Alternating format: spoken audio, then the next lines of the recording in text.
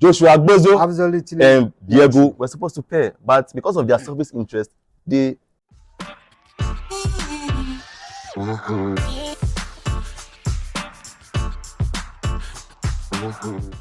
Greetings, viewers.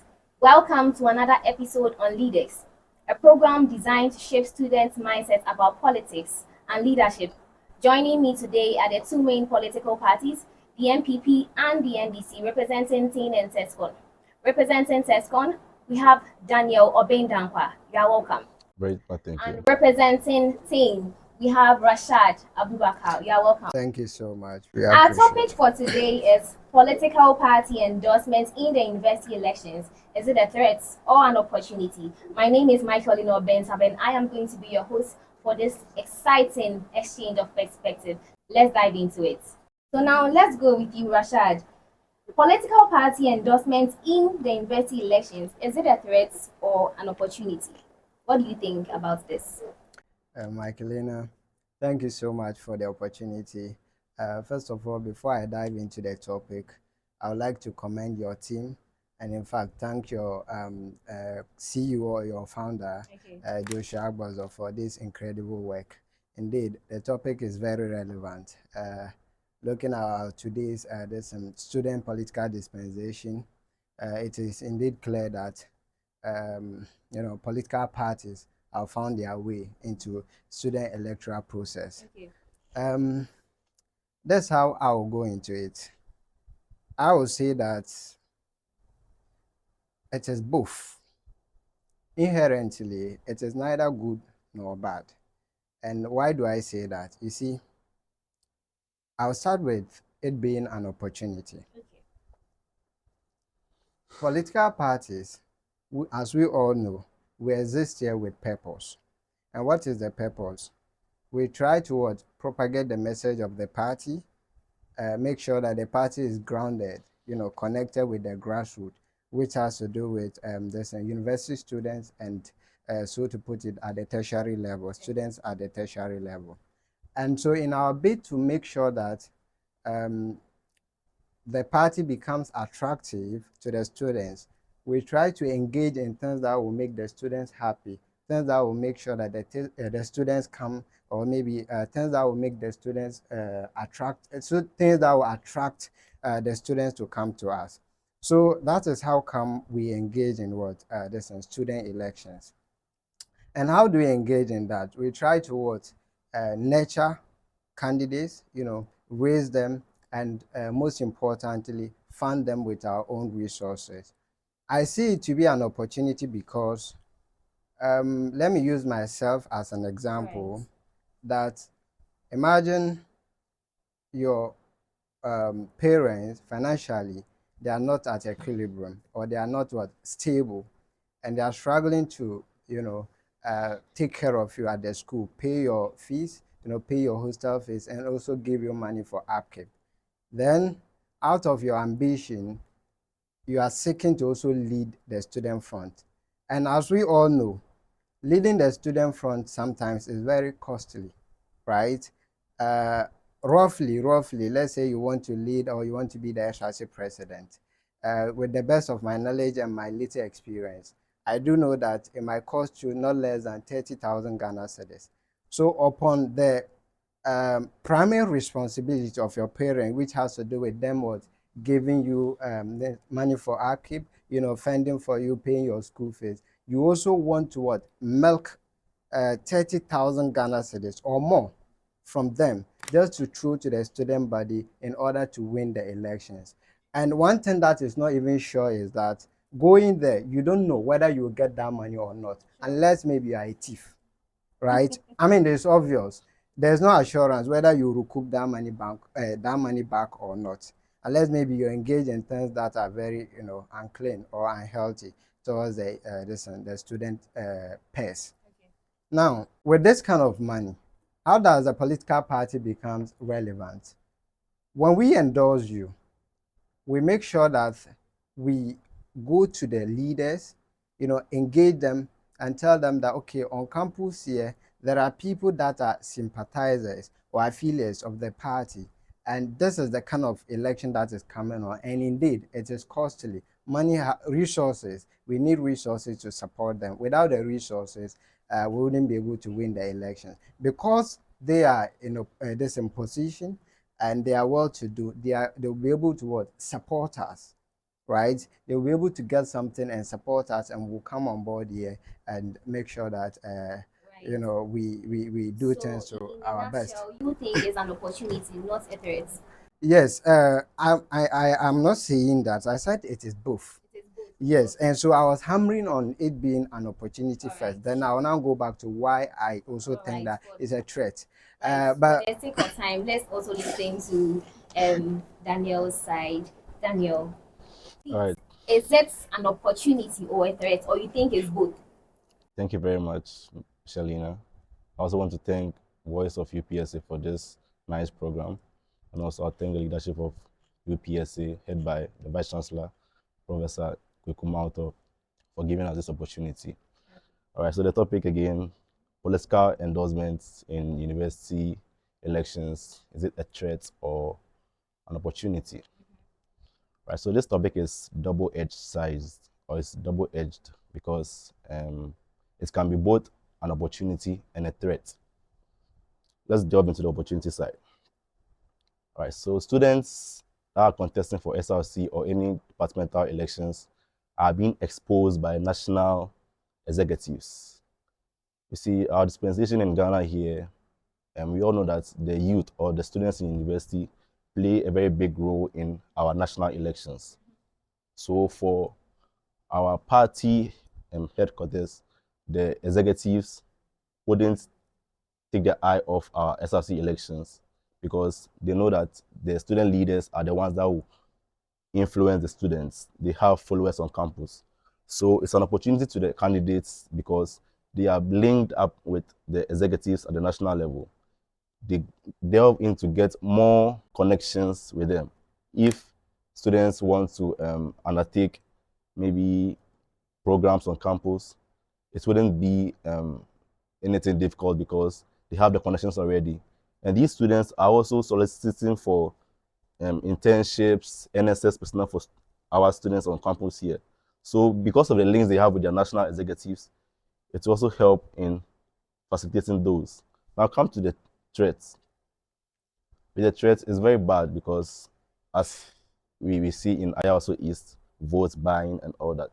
When we encourage political parties to delve in our universities elections, they will encourage vote buying on campuses, Right. which will turn giving people the nod, which they are not even equipped or they are not even qualified to attain those positions. Sure. So vote buying is something that we won't tolerate on UPSC campus here. Right. Yeah, thank you. Right. So now, Rasha, let's come to you again. You wanted to take the threat part, so please. Magdalena, actually, I would say that I wasn't done, right? You were not I done. needed to get to a point before you ended up cutting me I off. apologize for that. Oh, So please, let's continue. exactly. So just to speeding up and end with the this one, on the opportunity aspect, the 1992 Constitution grants students, or let me say citizens, the right to what association, and political party is it is an association, right? And so on campus, it will be let me say a cardinal sin for us to say that students or political parties should not operate. Okay. So clearly that point must be what established. Now, when they when they belong to those political parties, let me even make this point that let us not forget political leaders like Honorable Ikujato Ablakwa, what's the name? Honorable Edem Agbana, Okay. what's the name? A lot more people started their political career on various campuses.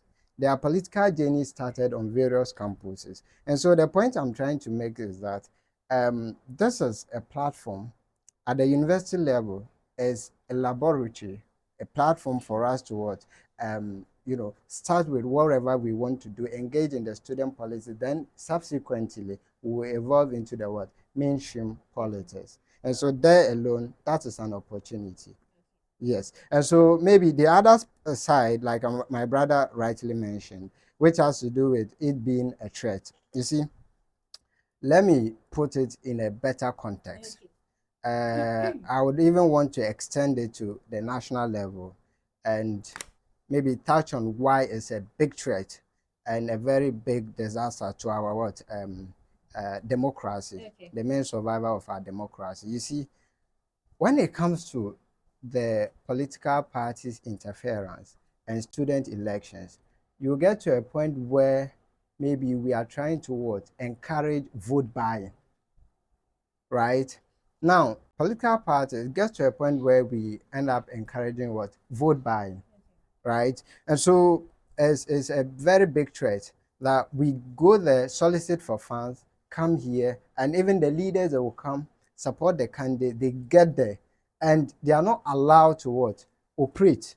They are not answerable to the students, like you rightly mentioned. Now they are going to be what? Answerable to what? Party headquarters. And that is serious. We've seen it in the past where, political parties have supported students to go into, this kind of office and end up not performing. Right.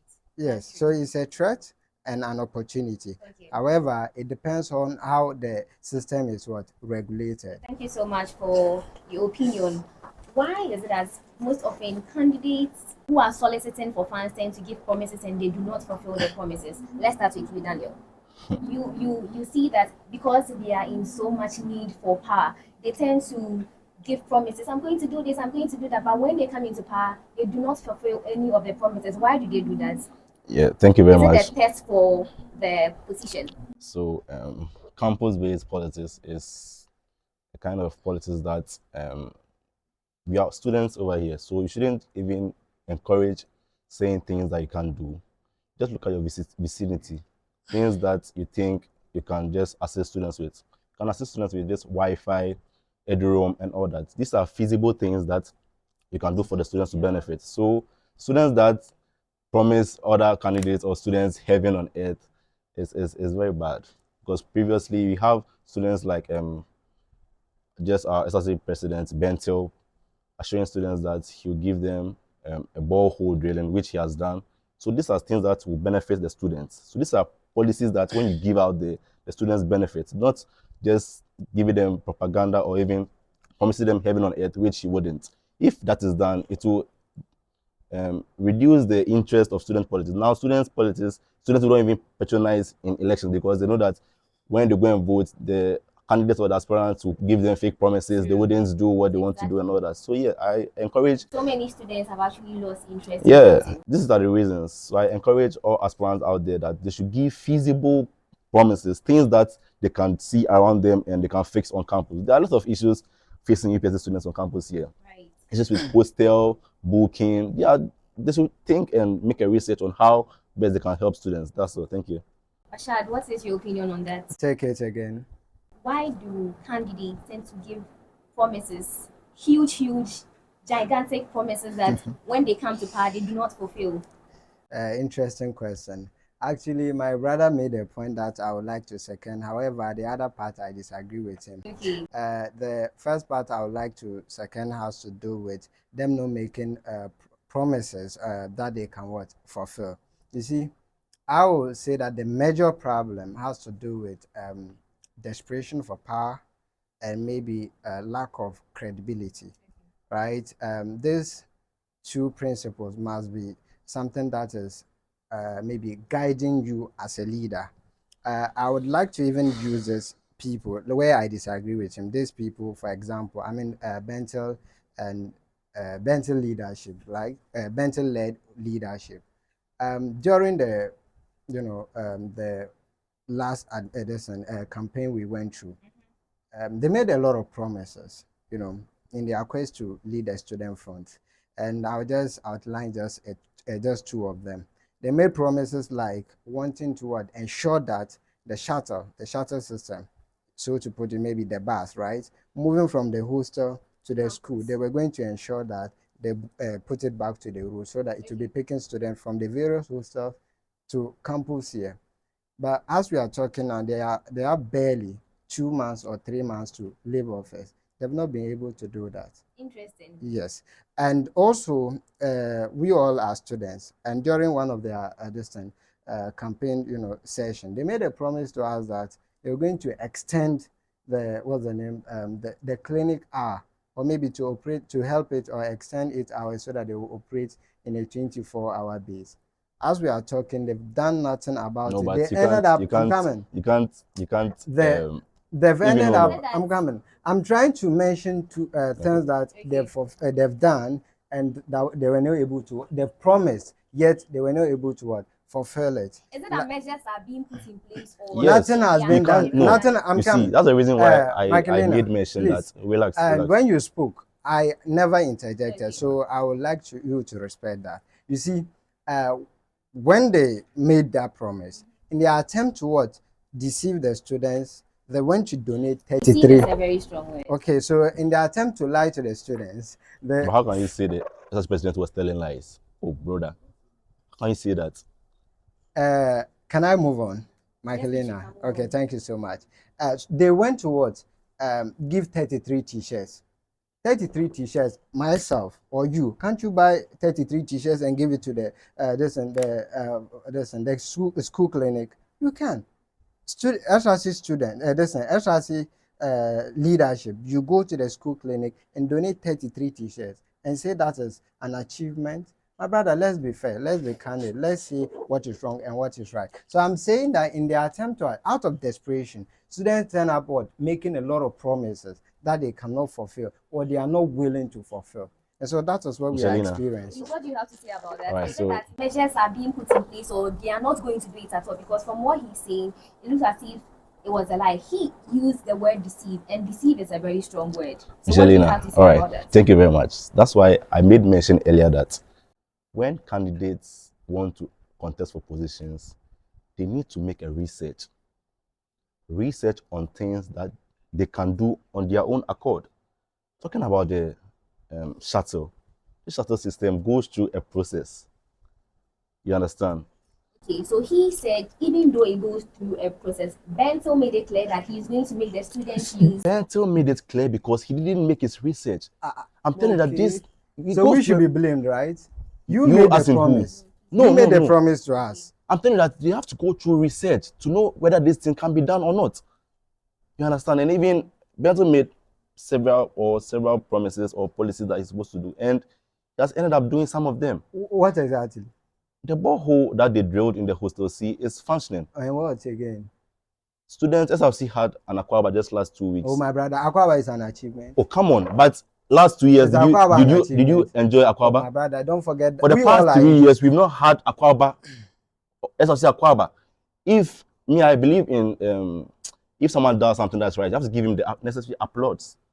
For the past 2 years, students have been complaining about no entertainment, and you think it's something that is Is simple? Aquaba an achievement to you? I'm not saying it's an achievement. At least the students have benefited from it. They pay what kind of dues. Students benefit? pay dues.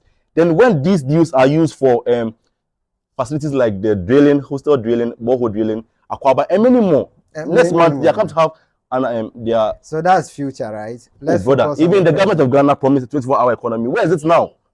I don't want to move to that side because when I go there, you'll be found once. I don't want to move there.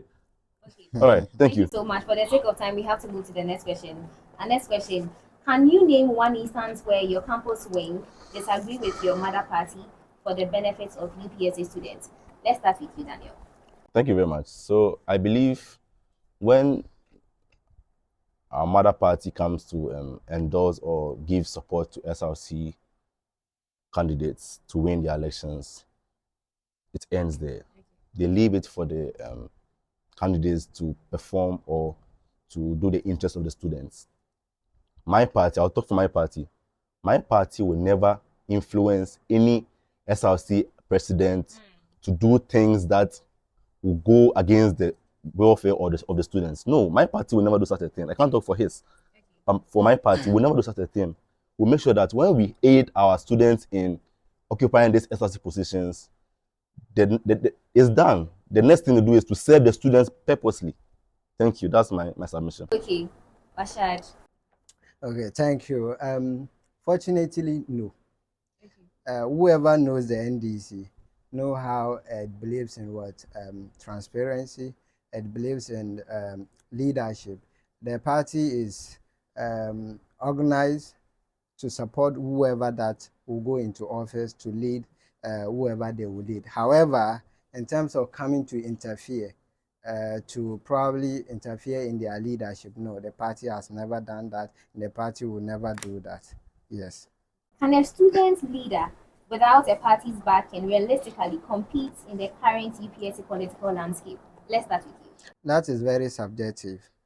Subjective in such a way that, I don't know, my financial status might be different from yours, right?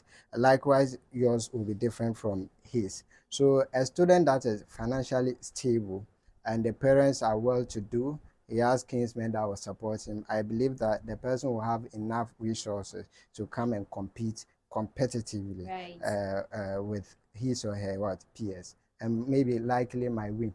Okay. Yes. Danny. All right, so I'll use Bento as a case study. Okay. Bento had nothing to do with NDC or MPP. The 10 president is here. You can. That is not attest to the true. fact. That is not true. So was Bento on your ticket? That is not true. I'm asking, was Bento on your You ticket? said I can attest to that, and I said that. And I'm is not asking true. that, So was Bento on your ticket as a TEIN president? Please. you guys endorsed a candidate the very day to the election. You dumped the candidate and went and supported Benta. That was what you did.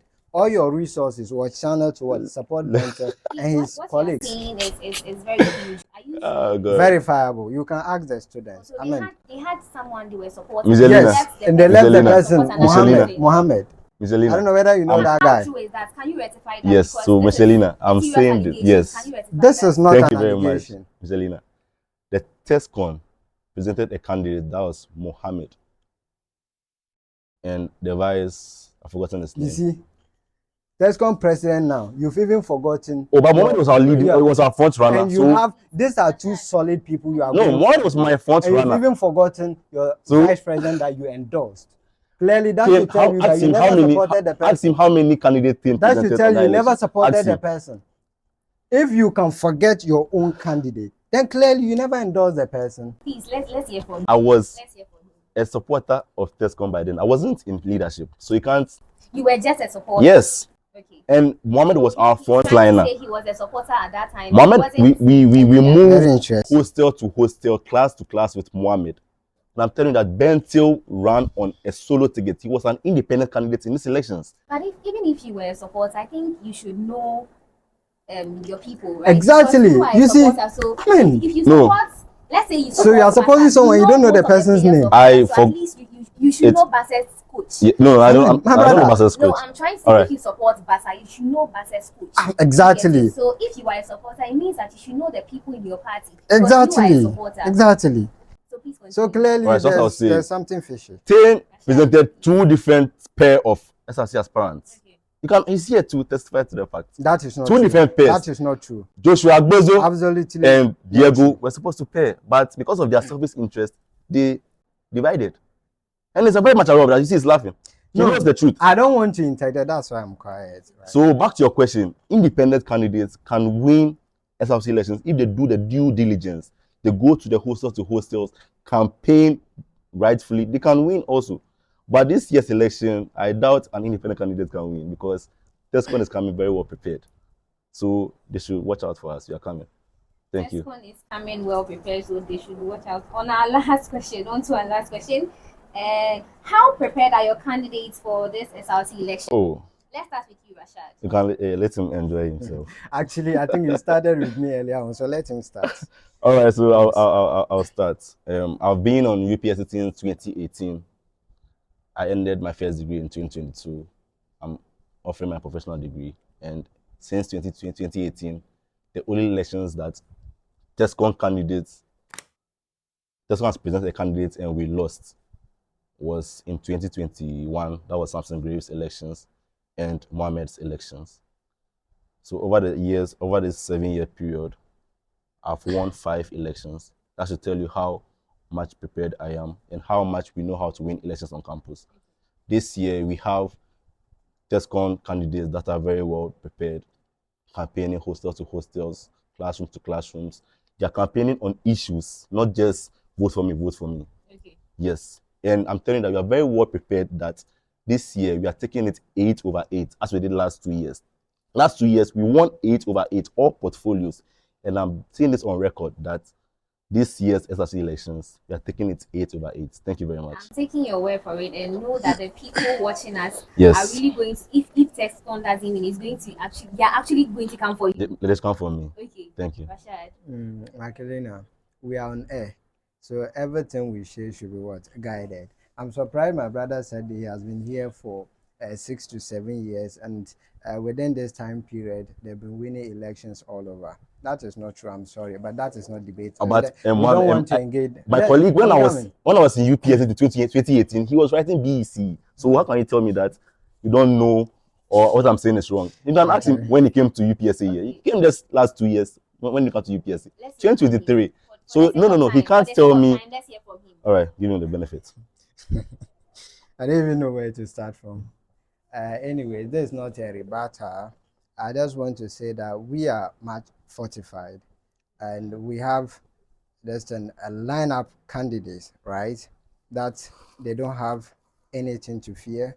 The resources there, and these people that we are bringing on board are known to the students. They command grounds, they are well known, and the students are willing to what? Give them the mandate. As usual, TEIN-UPSA has always what? Done it. Okay. They've done it in the previous elections, previous elections, and these elections wouldn't be an exception. Let me mention one of their presidential aspirants as well. Let me mention this one. On to the next. Our final question. There are rumors that Kwabna is standing for this year's election. Whose side is he on, or what I'm hearing? So first of all, you ask him that question. Yes, thank you very much. Kwabna is a student and he's a level 300 marketing student. He's eligible to contest for a position. So if there are rumors, let the rumors be in the air. He asked that we take it. He's a TESCON member. He's an MPP renowned member. Yes. So he's on. If he would contest, he'll be on my ticket. Yes. Thank you. So what do you have to say on that? It's a very serious issue because Kwabna has been in the system, like he said, and he's also a student, and so by the virtue of that, he's eligible to what? Contest. However, the issue is that election is not just about what? Popularity. Okay. It's more about what? Competence. Can you do the work? That is the issue. We've seen the likes of Guru taking over, winning campus election because of their what? Popularity, and they did nothing to change, the affairs of students. University of Ghana campus. So Kwabna is contesting because he's popular. Actually, no, he's a big threat to them. He's giving them nightmares. They can't sleep. Makelina, 10 presidents can't sleep because you are seeing Kwabna moving from class to class. They can't sleep. See, I don't want us to take it out of context. The context is that Kwabna is coming, and on whose ticket? That is the question, right? Yeah. So he's actually coming, unfortunately, on these people's tickets. On the TESCON's tickets. Yes, TESCON. Okay. Thank you. So to put it, if he were to come on our ticket, trust me, we would have told him the blatant truth that look, TEIN-UPSA or NDC at large, we believe in what? Competence.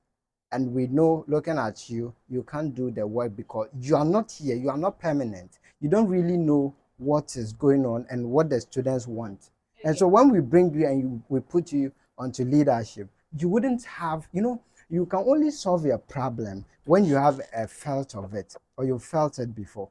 And don't you also think if he doesn't know much about what he's coming into, they can train him? You see him to bring him on board. We are at a crucial stage. Okay. So you don't come and tell us that you want to learn on the job. Okay. No, okay. We don't have time for that. Okay. You understand? There's no time for that. Okay. All right. Thank you so much. What are your final words? All right, my final words. Thank you, viewers and listeners. I'm here once again to inform you that this year's SRC elections is going to be the very cool and a smooth one. Okay. The candidates have campaigned to you. The TESCON candidates have campaigned to you. I wouldn't want to mention names because the EC hasn't given a clear cutout or a roadmap to the elections, and even candidates are not even supposed to declare their intent. Okay. But once we do, you see the TESCON letterhead with our list of aspirants there, and to show you that these are truly qualified, prepared students who will lead UPSA SRC to the next level. Thank you very much. Okay, Rashad, let's hear from you. What are your final words? My final words. There's a saying in my language that, do you know again, Fao? You know a guinea fowl? Magdalena, let's talk. Do you know a guinea fowl? Yes, I do. Fantastic. That guinea fowl doesn't fly, Okay. whilst its offsprings will be walking on the ground. By to wit it, or maybe to explain it to your understanding, our mother party is the NDC, and arguably the most attractive party in West Africa, not Ghana, and West Africa. And so you don't expect, looking at how the trajectory of the NDC and what we are doing and what we stand for and how attractive we are in the country, you don't expect we, its youth wing, right, to be crawling or maybe matching our shoulders with TESCON. That is not possible. And so what I'm trying to make is that when we are to compete, right, in the SRC elections, I don't see them to be able to be at our level. Okay. They can't compete with us. Our candidates are there. Like I said earlier, we are training them. They have their grounds. The students know them. Okay. And we are well prepared for the task ahead. All right. Yes. Thank you so much for clearing your busy schedules and for being here today. And we thank you so much once again. We bring this section to an end. This is Leaders. My name is Michael Inoben Saba, and I was your host for today. Thank you.